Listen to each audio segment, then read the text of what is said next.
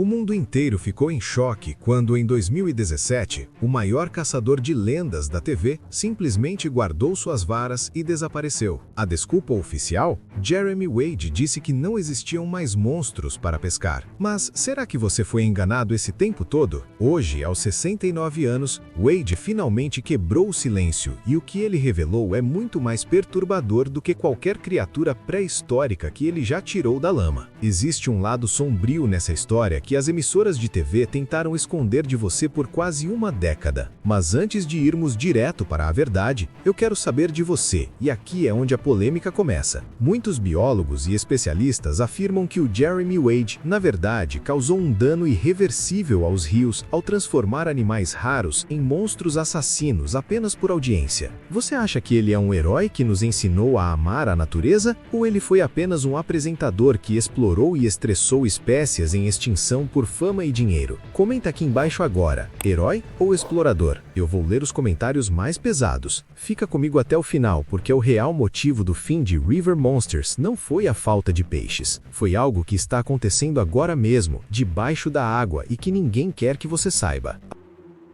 A origem do caçador.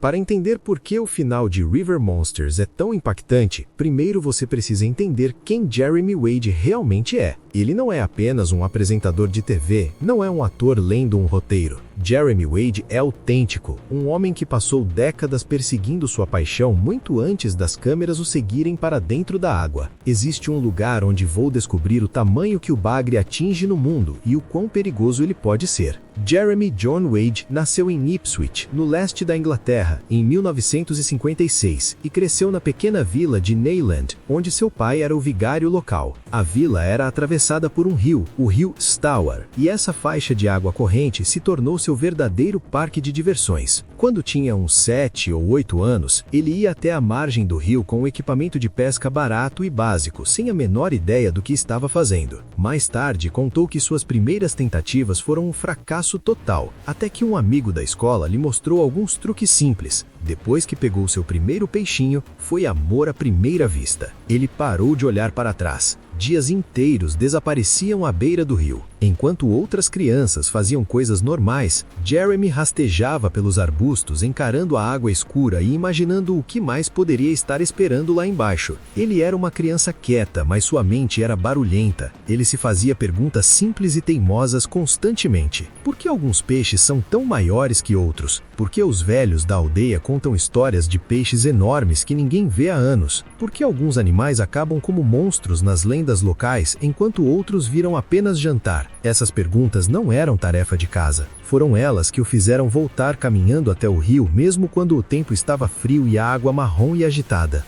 Quando chegou a hora de sair de casa, ele não foi atrás de uma escola de teatro ou de um estúdio de TV. Ele foi para a Universidade de Bristol e estudou zoologia. Ele queria entender como os animais realmente funcionam de dentro para fora, e não apenas como capturá-los. Depois disso, obteve um certificado de pós-graduação em ensino de ciências biológicas na Universidade de Kent e trabalhou como professor de biologia do ensino médio em Kent. Em teoria, era uma carreira segura, mas o fascínio de rios desconhecidos sempre foi mais forte do que o da sala de aula. No início da década de 1980, ele finalmente perdeu a cabeça e fez algo que a maioria das pessoas consideraria estúpido. Em 1982, pegou uma pequena mochila, equipamentos básicos e cerca de 200 libras esterlinas no bolso e voou para a Índia. Esse dinheiro deveria durar 3 meses. Ele dormia em trens e estações de ônibus, alimentava-se de comida de rua e aventurava-se nos rios das montanhas do Himalaia atrás de um peixe que a maioria das pessoas nunca tinha ouvido falar, o macir do Himalaia.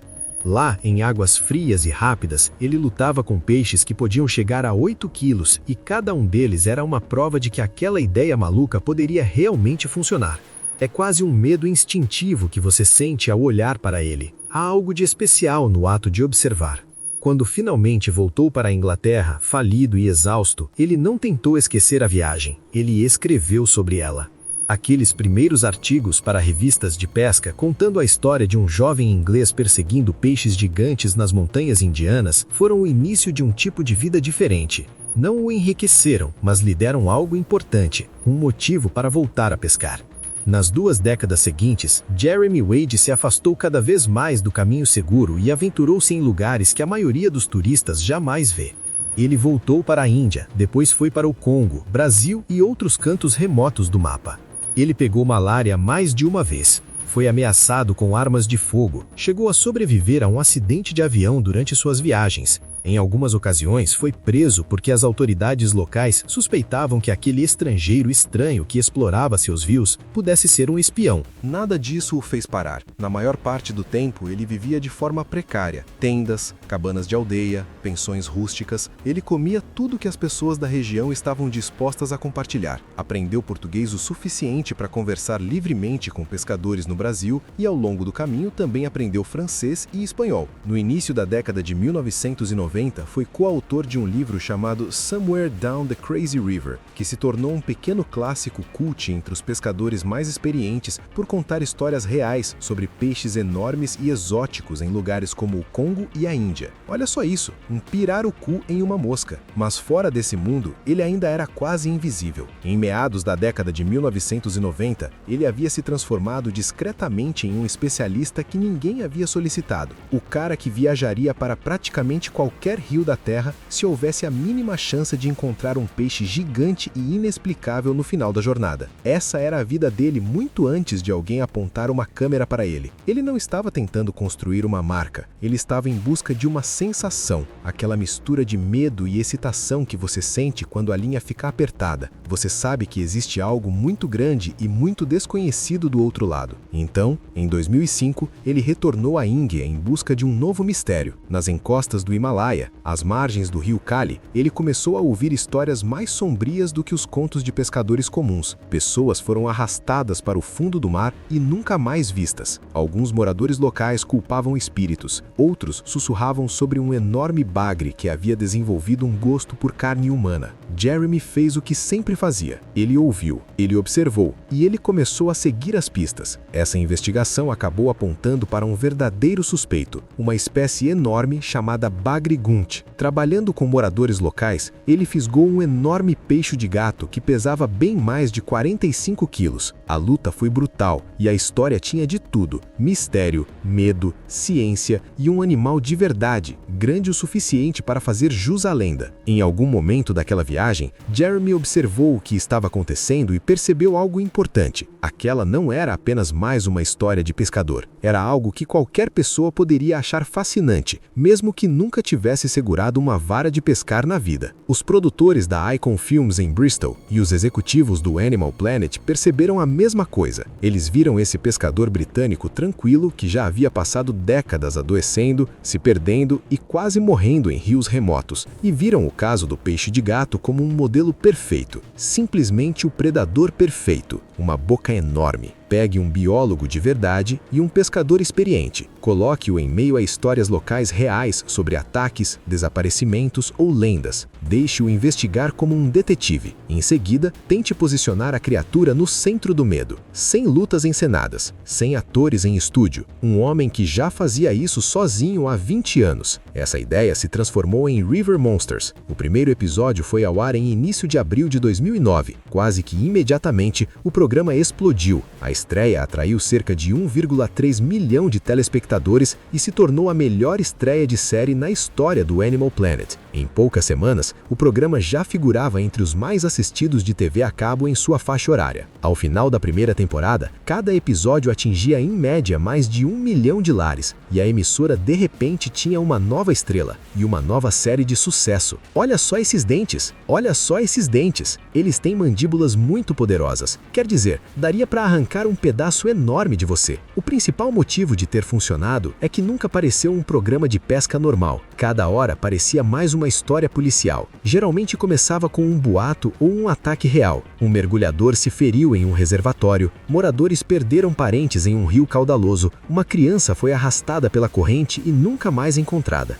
Jeremy ia até o local, conversava com testemunhas, caminhava pelas margens e interrogava diferentes suspeitos. Talvez as pessoas tivessem culpado o peixe errado, talvez a ameaça fosse menor do que se pensava, ou muito, muito maior. Só perto do fim, depois de dias ou às vezes semanas na água, ele finalmente fisgaria o verdadeiro monstro e o traria à superfície, para que todos pudessem vê-lo. Os animais com os quais ele lidava eram verdadeiros gigantes. No Sudeste Asiático, o bagre gigante do Mekong pode crescer até quase 3 metros de comprimento e atingir pesos superiores a 270 quilos, tornando-se um dos peixes de água doce mais pesados já registrados. Em 2005, um famoso exemplar da Tailândia media cerca de 2,70 metros de comprimento e pesava aproximadamente 293 quilos. Na Amazônia, o pirarucu é um peixe enorme que respira ar e pode atingir cerca de 3 metros de comprimento e 200 quilos. Embora exemplares desse tamanho sejam raros hoje em dia, ele sobe à superfície para engolir ar. Então, quando um pirarucu gigante rola perto da superfície ao lado de um pequeno barco de madeira, parece algo remanescente da era dos dinossauros. Há também a arraia gigante de água doce, um animal achatado e fantasmagórico com uma cauda semelhante a um chicote e um ferrão venenoso que pode ser mais longo que o braço de um homem adulto. Registros recentes do rio Mekong mostram arraias que podem atingir quase 4 metros de comprimento, do focinho à cauda, e pesar cerca de 300 quilos, o que as torna fortes candidatas ao título de maior peixe de água doce do planeta. Em River Monsters, essas espécies não eram meros figurantes, elas eram as estrelas. Jeremy os tratou da mesma forma que outros programas tratam leões ou tubarões brancos, como animais poderosos e perigosos que merecem respeito. Ele usou sua formação em zoologia para explicar como caçam e como se adaptam aos rios, mas manteve a linguagem simples e focada no que as pessoas podiam ver. Dentes como facas, mandíbulas como uma armadilha para ursos, escamas blindadas capazes de deter uma lança. Quando a luta terminava, ele quase sempre segurava o peixe na água até que estivesse pronto para nadar para longe. Os espectadores percebiam que não se tratava de uma produção encenada. Havia fisgadas perdidas, linhas arrebentadas e dias em que aparentemente nada acontecia. Ele se encharcava, ficava coberto de lama, era picado por insetos e às vezes se machucava. Essa aparência rústica e seu jeito desajeitado e honesto faziam as pessoas confiarem nele. Ele não estava vendendo equipamentos nem se passando por um super-herói. Ele era exatamente o que sempre fora, um homem um pouco tímido e muito teimoso, capaz de tudo por um bom peixe. A cada nova temporada, o alcance do programa aumentava. Artigos em revistas de TV o consideravam a série de maior sucesso da história do Animal Planet. Alguns críticos compararam Jeremy a uma espécie de Indiana Jones dos rios, trocando chicotes e tesouros por linhas de pesca e águas turvas. Mas mesmo naqueles primeiros anos de glória, algo mais acontecia que a maioria das pessoas em casa não percebia. Quando Jeremy conversava com os pescadores locais, cada vez mais deles lhe diziam a mesma coisa com palavras diferentes. Costumava ser mais fácil. Os peixes grandes estavam mais difíceis de encontrar. Os pontos que antes eram confiáveis, agora pareciam vazios. Ele se viu viajando mais longe, ficando mais tempo e trabalhando muito mais para cada captura. Agora estou tentando descobrir se é ousado o suficiente para mirar em um adulto. Às vezes ele retornava a rios onde havia pescado décadas antes e sentia no fundo que não eram os mesmos. Para os milhões que assistiam em casa, River Monsters se resumia principalmente a uma pergunta: o monstro é real e será que ele consegue capturá-lo? Para Jeremy Wade, outra pergunta começava a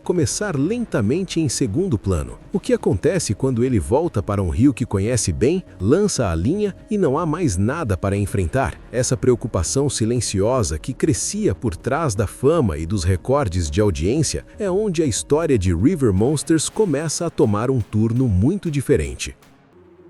O problema oculto que pôs fim a River Monsters. De todos os monstros fluviais que já encontrei, um me marcou mais do que qualquer outro: peixe-tigre. Em suas primeiras viagens, Jeremy Wade descreve mercados de peixe movimentados, com longas linhas de grandes peixes rienses expostos em mesas. Anos depois, ao retornar às mesmas cidades, ele encontraria menos barcos saindo para o mar, peixes bem menores à venda e mais lixo plástico preso nos juncos. Ele percebeu o mesmo padrão em todo o mundo. Nos grandes rios asiáticos, ouviu mais histórias sobre barragens bloqueando o fluxo. Em trechos do Amazonas, viu cicatrizes recentes onde a mineração ilegal havia devastado as margens e transformado a água cristalina em uma sopa marrom espessa. Sem gráficos ou tabelas, ele conseguia sentir a mudança apenas conversando com as pessoas e amarrando um anzol. Os cientistas agora quantificaram o que Jeremy estava vendo com seus próprios olhos. Organizações como o Fundo Mundial para a Natureza, WWF, monitoram populações de animais ao longo de extensos períodos. O relatório mais recente e importante afirma que, em média, as populações de animais de rios e lagos diminuíram cerca de 83% desde 1970. Esse número é tão grande que chega a parecer falso. Se um rio tivesse 100 grupos de animais selvagens há 50 anos, hoje restariam apenas alguns 17. Um amplo estudo global divulgado no início de 2025 foi ainda mais longe. Ele analisou mais de 23 mil espécies de animais que vivem em água doce, como peixes, caranguejos e libélulas. O estudo descobriu que aproximadamente um quarto dessas espécies corre alto risco de extinção se nada mudar. Isso significa que espécies inteiras de peixes e outros animais de rio podem simplesmente desaparecer da natureza. Os maiores gigantes dos rios são os mais afetados. Uma equipe de pesquisadores analisou o que chamam de megafauna de água doce, que basicamente significa os animais realmente grandes, bagres enormes, arraias gigantes, tartarugas enormes e por aí vai. Descobriram que em todo o mundo, as populações desses grandes animais diminuíram cerca de 88% desde 1970. Em algumas partes da Ásia e da Europa, as perdas são quase totais. Se deixarmos de lado a linguagem científica, o quadro é simples. Bloqueamos rios com barragens, retiramos areia e cascalho do leito do rio, despejamos esgoto, químicos agrícolas e resíduos industriais, praticamos a pesca excessiva, alteramos o clima alterando os padrões de chuva, então fingimos surpresa quando os peixes gigantes desaparecem. O que assusta é que muitos dos monstros que tornaram River Monsters famosos estão bem no meio dessa confusão. Veja o caso do bagre gigante do Mekong. Há 100 anos, era encontrado ao longo de todo o rio Mekong e os pescadores capturavam centenas deles todos os anos. Hoje é classificado como criticamente ameaçado. Grupos de conservação e cientistas rienses afirmam que sua população declinou drasticamente devido à pesca excessiva e às barragens que interromperam suas rotas migratórias. Um estudo recente sobre os grandes peixes do Mekong descobriu que as espécies maiores encolheram até 40% em comprimento e mais da metade em peso em apenas algumas décadas, colocando-as no que os cientistas chamaram de espiral da morte. Há também a arraia gigante de água doce, um dos animais de aparência mais surreal com os quais Jeremy já se deparou. Com cerca de 180 quilos, em junho de 2022, pescadores no Camboja capturaram uma arraia gigante fêmea no rio Mekong, que pesava cerca de 300 quilos e media aproximadamente 4 metros do nariz à cauda. É o peixe de água doce mais pesado já registrado. Por si só, isso já parece uma ótima notícia, uma prova de que gigantes ainda sobrevivem. Mas os mesmos cientistas que marcaram e soltaram aquela arraia alertam que a espécie como um todo está ameaçada de extinção e enfrenta forte pressão devido à pesca excessiva e às alterações no rio causadas por barragens, extração de areia e poluição.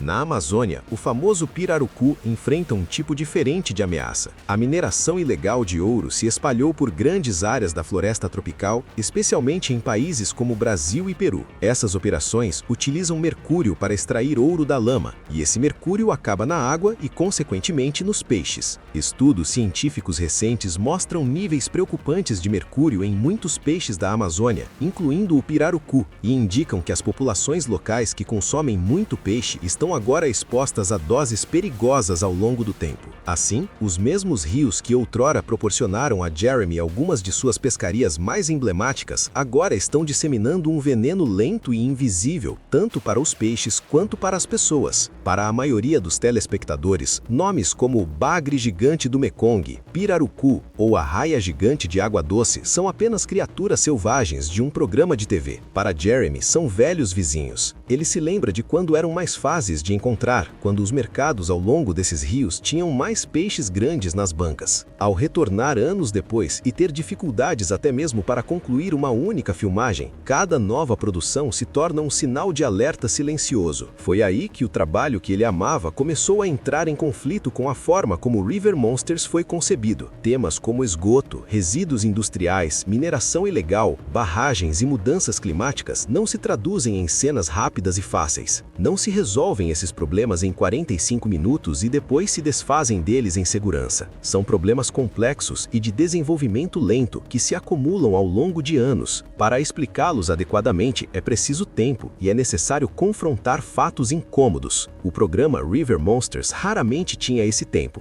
Era honesto em relação aos animais que mostrava. Quando Jeremy explicava como um determinado peixe caçava ou por que às vezes mordia pessoas, ele estava se baseando em ciência real e décadas de experiência de campo. Este é o maior espécime completo de cefalotonos já encontrado, e aqui embaixo atingindo um comprimento total de 5,64 metros. Mas havia pouco espaço para abordar a história mais ampla do que estava acontecendo com os próprios rios. O formato simplesmente não permitia longas discussões sobre mercúrio, barragens ou o colapso dos estoques de peixes. Entretanto, a história oficial sobre o fim do programa foi muito simples. Em 2017, o Animal Planet anunciou que a 9ª temporada de River Monsters seria a última. Quando Jeremy falou sobre isso em entrevistas à imprensa, ele não culpou a emissora nem insinuou nenhuma briga. Em vez disso, ele disse algo que soou conciso e definitivo. Alguns programas podem durar para sempre, mas seus temas são limitados. Ele explicou que cerca de 10 anos antes, tinha uma lista mental de todas as lendas do rio e peixes gigantes que queria perseguir. Ao término da 9ª temporada, ele afirmou que tudo havia sido cumprido.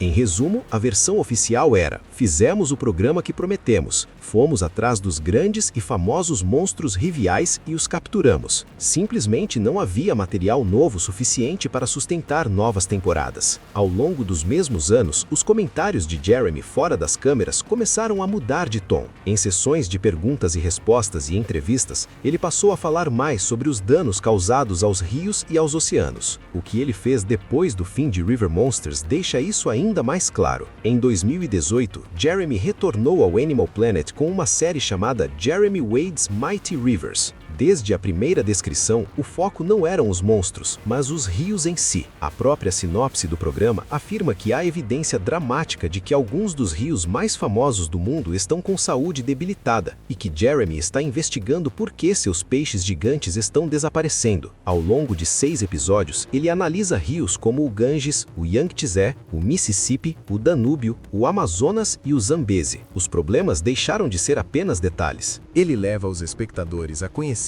os vazamentos de oleodutos ao longo da Amazônia, a forte poluição industrial no rio Yangtze, a pesca excessiva e a extração de areia no Ganges e as grandes barragens que alteram o fluxo natural do Zambeze. Um ano depois, veio Dark Waters, de Jeremy Wade. À primeira vista, parecia um retorno à pesca de mistério. Os episódios abordam desaparecimentos misteriosos, histórias bizarras sobre lagos e peixes esquivos na América do Norte e na Europa. Mas a série dedica bastante tempo a lagos poluídos, espécies invasoras que não deveriam estar ali e rios onde algo parece errado sob a superfície. Os monstros ainda estão lá, mas agora dividem a tela com proliferações de algas, rotas migratórias bloqueadas e peixes doentes ou desaparecidos. Em seguida, ele se aventurou na água salgada com Mistérios das Profundezas, uma série do Science Channel e do Discovery Channel que o acompanha enquanto ele investiga enigmas famosos do oceano, naufrágios, barcos desaparecidos, sinais de sonar estranhos e muito mais. Mesmo lá, a influência humana continua a se fazer presente, seja em destroços de guerra, acidentes industriais ou destroços ligados a tempestades e mudanças nos mares. Mais recentemente, com Águas Desconhecidas com Jeremy Wade no National Geographic, ele voltou a explorar peixes em locais menos conhecidos. O programa deixa claro que algumas espécies, e até mesmo os grandes tamanhos que outrora atingiam, estão se tornando cada vez mais raras. É o mesmo homem, a mesma voz calma,